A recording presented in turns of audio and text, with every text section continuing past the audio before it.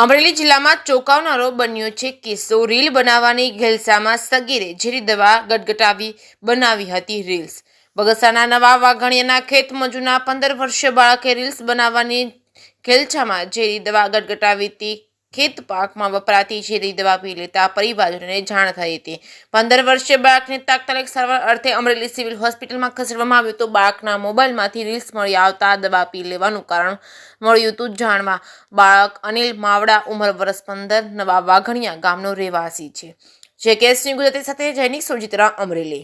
ખેલચિંગ મારું નામ છે, અનિલભાઈ મારો ભાઈનું નામ છે।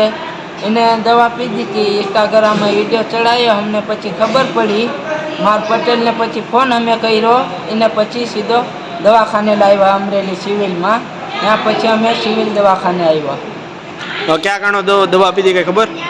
એ નથી ખબર।